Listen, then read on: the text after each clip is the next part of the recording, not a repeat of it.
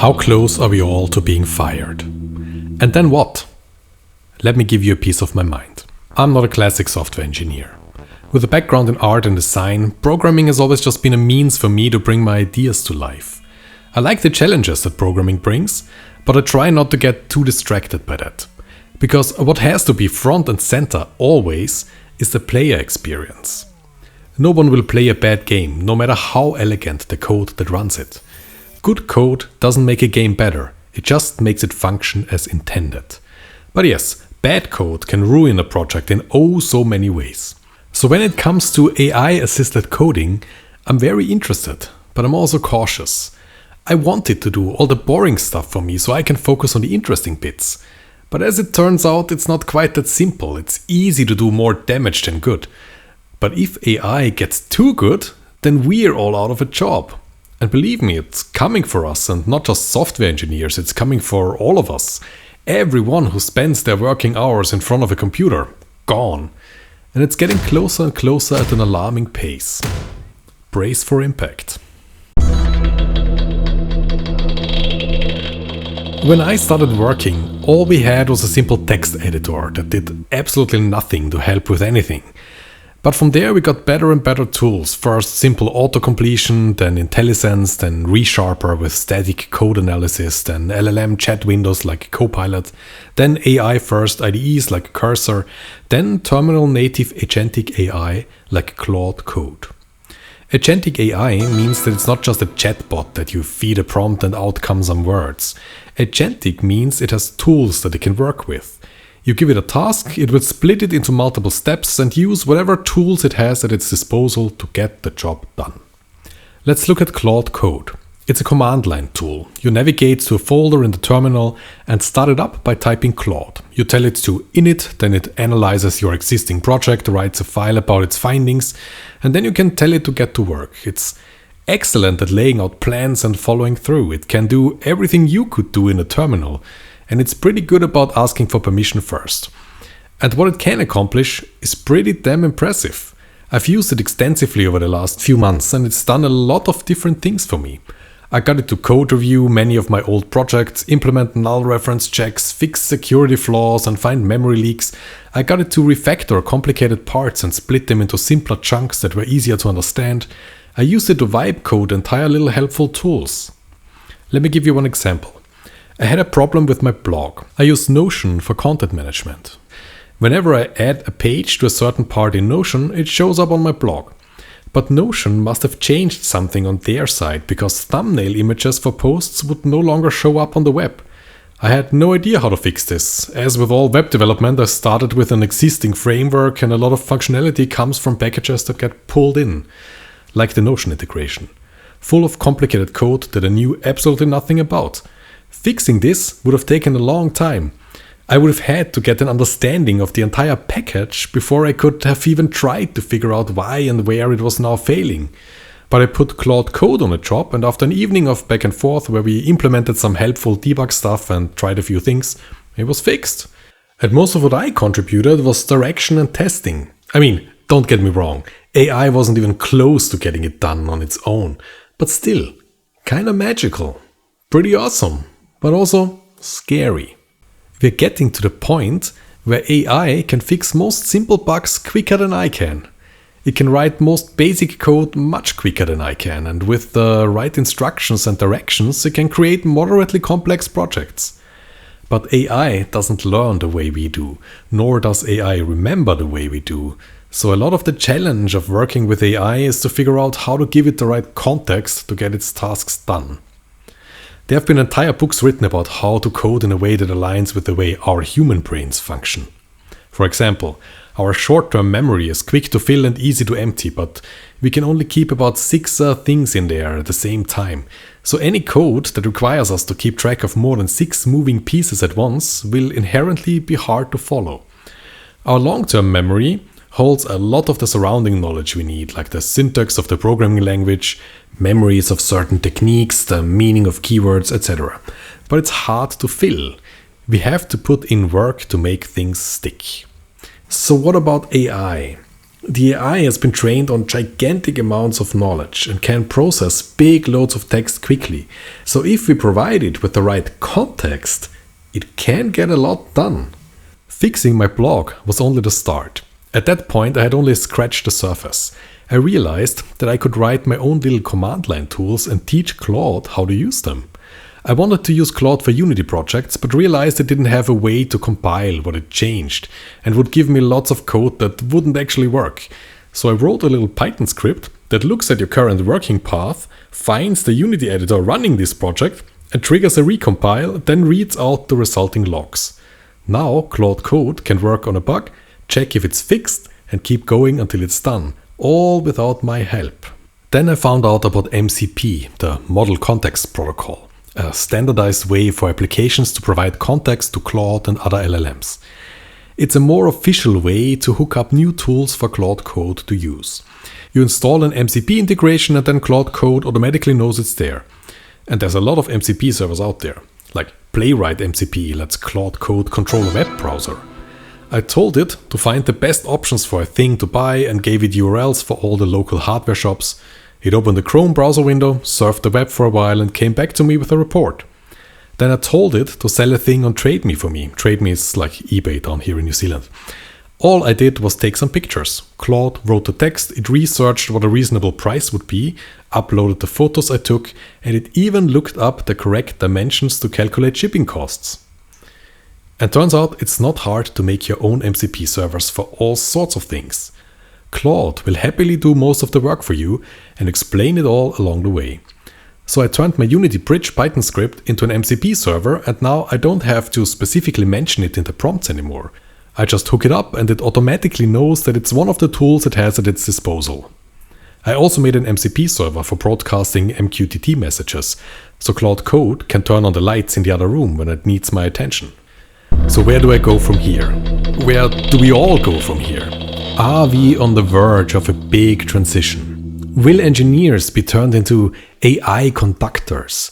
Will we no longer do most of the actual coding and instead design the overall system architecture and split everything into manageable chunks, then supervise multiple AI agents as they work on different parts of the system? A few weeks ago, this sounded like science fiction, but it's already possible to do this right now.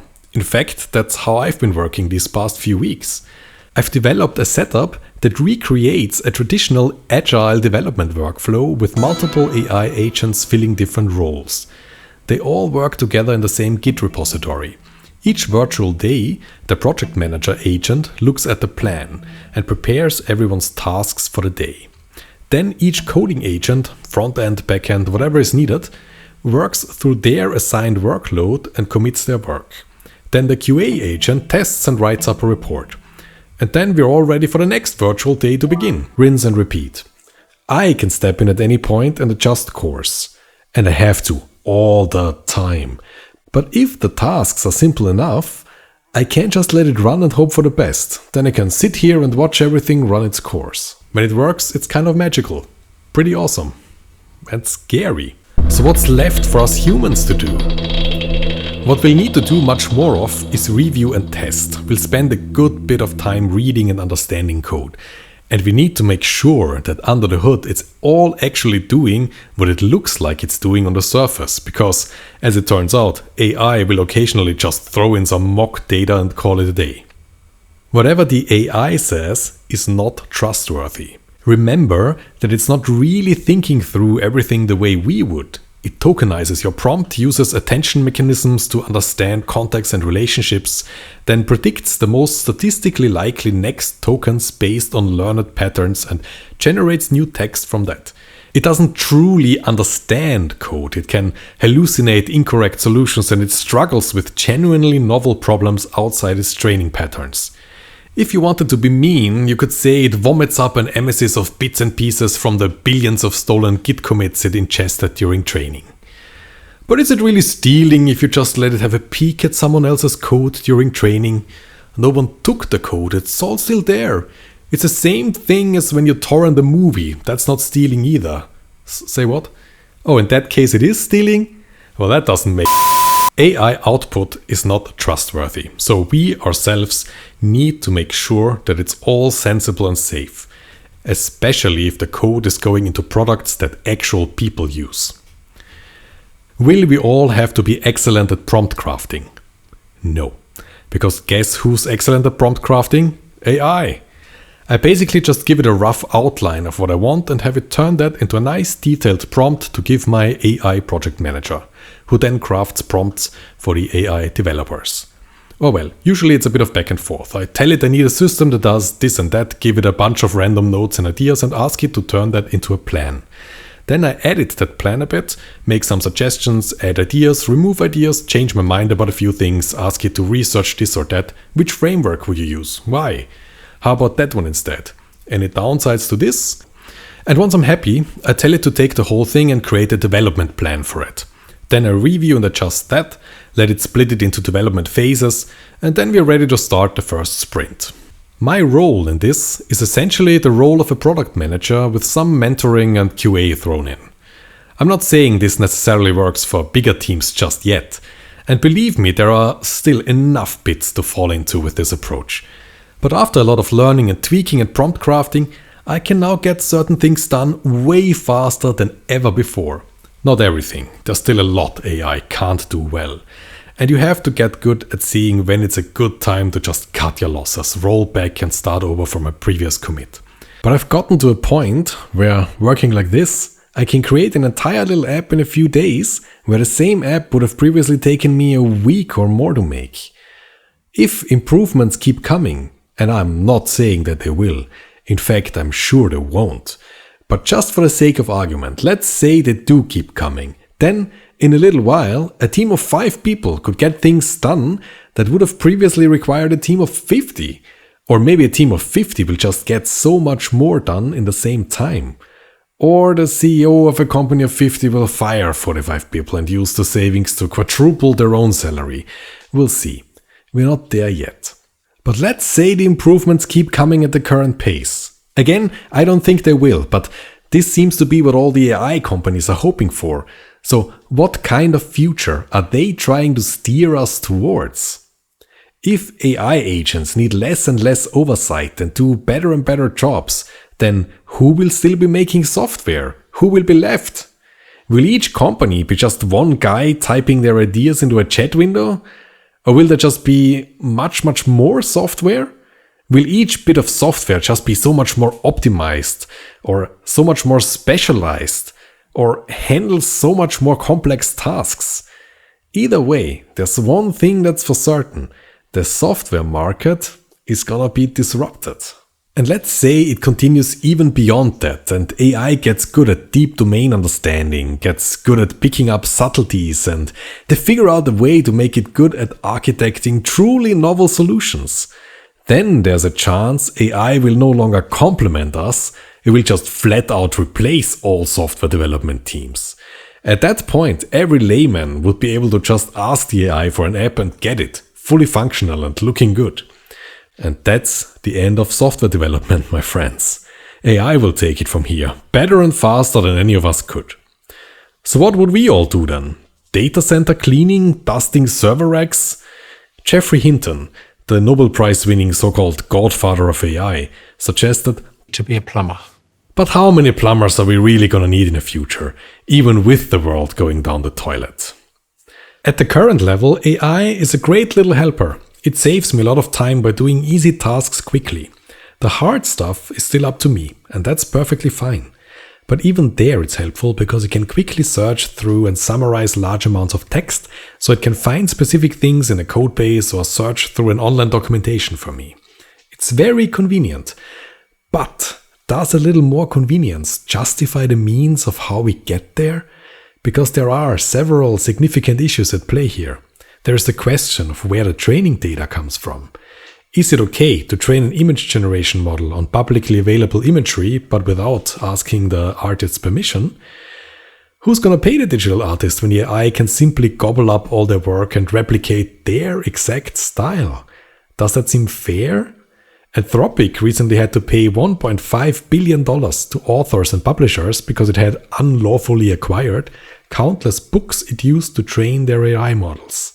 Sounds like a lot of money, but it's only 0.8% of their current company valuation of $183 billion. So essentially a slap on the wrist. And while they were instructed to delete those pirated files, they were allowed to keep selling access to the models they trained on this data. To me, this almost sounds like pricing in the fine might be the cheapest and easiest way to train a good model. Just use whatever the hell you want for training and pay the fine. I mean, what's the alternative? Working out a licensing deal with every artist and author and scientist on the planet? And then there's the data centers that run and train the AI models. They use up immense amounts of power, and about 60% of that power is generated by burning coal and gas. Add to that the insane amounts of water used to cool those data centers, and I'm sure you'll see why this is problematic. And they're building new ones as fast as they can. There are plans to build gigawatt-consuming data centers that will cost hundreds and hundreds of billions of dollars. If OpenAI and Oracle really built that $500 billion data center they were talking about, how do they plan to ever make back that money? If the plan is for AI to take all the jobs, who'll be left to pay them anything? If the goal is to reach artificial superintelligence, the singularity, the intelligence explosion, the state where AI is smarter than any human and can rapidly upgrade its own hardware and software to become ever more intelligent, well, that's a race towards making us all obsolete. Seems a bit stupid as a goal, to be honest. Well, it's all worth it, as long as a few individuals got really, really rich along the way, right? Thanks for watching. Get interested in politics, vote for good humans, hold them accountable.